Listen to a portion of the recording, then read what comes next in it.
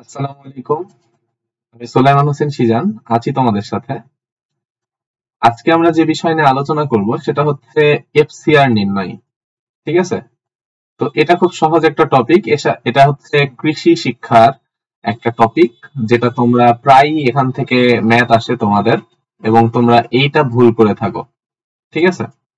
তো এটা যেহেতু ভুল করে থাকো, আমি খুব সহজে এটা আজকে বুঝাই দেওয়ার চেষ্টা করব। তো প্রথমে দেখো, কিছু টপিক আগে তোমাকে ভালোভাবে জানতে হবে। একটু লক্ষ্য করো যে এফসিআর এটা নির্ণয় করার জন্য তোমাকে যেটা বুঝতে হবে সেটা হচ্ছে এটা আসলে কি, এটা কেন করা হয়। এটা আসলে পুকুরের প্রদানকৃত খাদ্যের মান কতটুকু ভালো তা জানার জন্য এফসিআর নির্ণয় করা হয়। ঠিক আছে? এই হচ্ছে তোমার বিষয়বস্তু। ওকে, এখন একটু যদি লক্ষ্য করো যে পুকুরের খাদ্যের মান মানে তুমি যে খাদ্যটা দিবা সেটা কতটুকু ভালো তা জানার জন্য মূলত এই এফসিআর টা নির্ণয় করা হয়। আর কি, আর হচ্ছে এফসিআর এর মান সব সময় কি হবে, একের চেয়ে বেশি হবে। এটা তুমি লক্ষ্য করো, এটা মাথায় রাখতে হবে যে এফসিআর এর মান সব সময় কি হবে, একের চেয়ে বেশি হবে, এটা ফিক্স। ঠিক আছে? আর কি আছে দেখো, 3 নাম্বার যেটা খেয়াল রাখতে হবে সেটা হচ্ছে এফসিআর এর মান যত কম হবে, যত কম, মাথায় রেখো, যত কম হবে সম্পূরক খাদ্যের মান তত ভালো হবে। ওকে, এই 3টা জিনিস মাথায় রাখবো। এফসিআর নির্ণয় করা হয় কেন? কারণ পুকুরের প্রদানকৃত খাদ্যের মান কতটুকু ভালো তা জানার জন্য এফসিআর নির্ণয় করা হয়, মানে খাবার কতটুকু ভালো তা জানার জন্য। আরেকটা কি, এফসিআর এর মান সবসময় একের চেয়ে বেশি হবে, আর যত কম হবে সম্পূরক খাদ্যের মান তত ভালো হবে। এবার আসো আমরা একটা প্রশ্ন নিয়ে আলোচনা করি। এই হচ্ছে আমার প্রশ্ন। বলছে জিতু সাহেব একটি পুকুরে মাছের পোনা ছাড়লেন 20 কেজি। তাহলে জিতু সাহেব একটি পুকুর খনন করছে, সেখানে হচ্ছে মাছের পোনা ছাড়ছে, সেটা হচ্ছে 20 কেজি। কত কেজি? 20 কেজি মাছের পোনা ছাড়ছে। তাতে খাদ্য প্রয়োগ করলেন 150 কেজি। খাদ্য প্রয়োগ করছে কতটুকু? 150 কেজি। এই যে 150 কেজি খাদ্য প্রয়োগ করছে। আর এখানে 20 কেজি কি মাছ ছাড়ছে, পোনা ছাড়ছে, পোনার পরিমাণ 20 কেজি। আর তোমার হচ্ছে খাদ্য প্রয়োগ করছে 150 কেজি। 1 বছর পর মাছ পাওয়া গেল 140 কেজি। তার মানে 1 বছর পরে ওই পুকুরেই মাছের সবগুলো মাছের ওজন কত হয়েছে? 140 কেজি। তাহলে এফসিআর এর মান নির্ণয় করতে বলছে আমাকে, তাই না? এখন তুমি একটু খেয়াল করো আমার সূত্র কোনটা। সূত্র হচ্ছে FCR, FCR is equal to প্রদানকৃত খাদ্যের পরিমাণ। তার মানে এই যে 150, এই 150 কেজি যে আমি দিছি এটা হচ্ছে প্রদানকৃত খাদ্যের পরিমাণ। ভালো করে বুঝো, প্রদানকৃত খাদ্যের পরিমাণ 150 কেজি, যেটা আমি পুকুরে দিয়েছি, পোনা ছাড়ার পরে পুকুরে খাদ্যটা দিছি।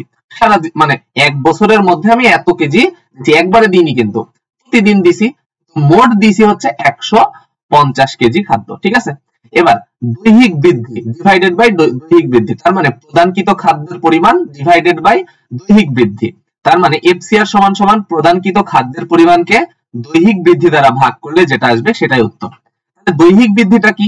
দৈহিক বৃদ্ধি হচ্ছে কতটুকু বৃদ্ধি পাইছে, তুমি যতটুকু ছাড়ছো তার থেকে এখন তুমি তোলার সময় কতটুকু বেশি হয়েছে, আগের তুলনায় কতটুকু বেশি হয়েছে, ওইটা হচ্ছে আমার দৈহিক বৃদ্ধি। ঠিক আছে? তাহলে দৈহিক বৃদ্ধি সমান সমান আহরণকালীন ওজন। তার মানে আমি যখন মাছগুলা বের করলাম বা মাছগুলা উত্তোলন করলাম পুকুর থেকে, সেটা হচ্ছে আহরণকালীন ওজন। আর মজুদকালীন ওজন কি?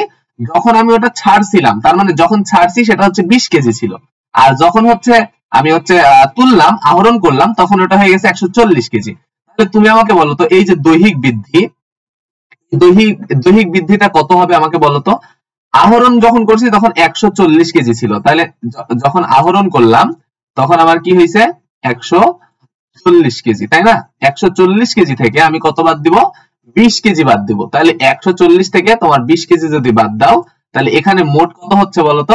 140 কেজি তুমি পাইছো, আর 20 কেজি হচ্ছে কি আগে তুমি যখন ছাড়ছিলা তখন তার ওজন ছিল। তাহলে আমার এখানে আমরা কত পাবো? 120 কেজি পাবো, তাই না? 120 কেজি, তাই না? 120 কেজি, এটা হয়েছে আমরা পাইলাম। ওকে, এই হচ্ছে বিষয়। এবার আমরা দৈহিক বৃদ্ধি পাইছি। এবার প্রদানকৃত খাদ্যের পরিমাণ কত? এই যে 150, এইটা হচ্ছে আমার প্রদানকৃত খাদ্যের পরিমাণ। এইটা কি? এইটা হচ্ছে আমার প্রদানকৃত খাদ্যের পরিমাণ। আর দৈহিক বৃদ্ধি কোনটা? এই যে আমরা যেটা এখানে নির্ণয় করলাম, এটা হচ্ছে দৈহিক বৃদ্ধি। তাহলে লক্ষ্য করো, আমরা এই যে এখানে করে দিছি এফসিআর সমান সমান প্রদানকৃত খাদ্য। তাহলে প্রদানকৃত খাদ্য হচ্ছে এই যে 150, তাহলে আমি লিখলাম 150 ডিভাইডেড বাই মানে ভাগ 140 থেকে 20। তার মানে আমি এখানে কি করছি, FCR সমান সমান, আমি যদি লিখি এখানে, আমি লিখে লিখে বুঝাই, ঠিক আছে, FCR সমান সমান কত, FCR সমান সমান 1 মিনিট,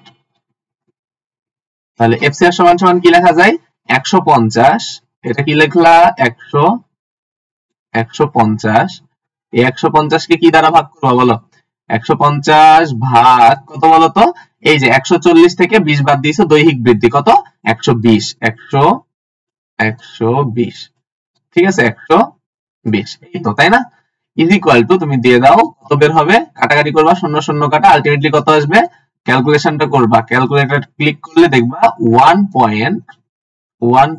কত আসছে, 25 বা 1.25, এটাই হচ্ছে আমার উত্তর আসবে। ওকে, তাহলে এই হচ্ছে আমার FCR, তাহলে আমরা এই FCR টা নির্ণয় করেছি, ঠিক আছে। তো এই ছিল মূলত আমাদের টোটাল ঘটনা। আমি ক্লাসের স্লাইডটা দিয়ে দিব। আশা করছি FCR নির্ণয়ে তোমাদের আর কোনো সমস্যা হবে না। তো আজকের ক্লাসটা কেমন লাগলো অবশ্যই কমেন্ট করে জানাবা। সবাইকে অনেক ধন্যবাদ। সবাই ভালো থাকো, আমার জন্য দোয়া কইরো। আসসালামু আলাইকুম।